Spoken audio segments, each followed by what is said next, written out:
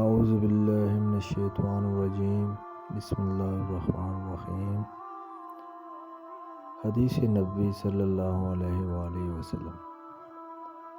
حضرت ابو ہریرہ رضی اللہ تعالیٰ عنہ سے روایت ہے کہ نبی کریم صلی اللہ علیہ وآلہ وسلم نے ارشاد فرمایا کہ 7 گناہوں سے بچو۔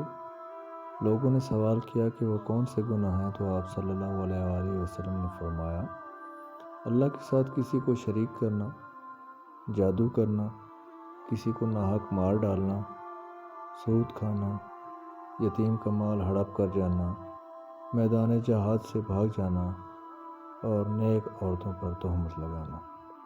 دعا ہے کہ اللہ پاک ہمیں ان گناہ کبیرہ سے بچنے کی توفیق عطا فرمائے اور ہم سب کو اپنی حفظ و امان میں رکھے۔ جزاکم اللہ خیر۔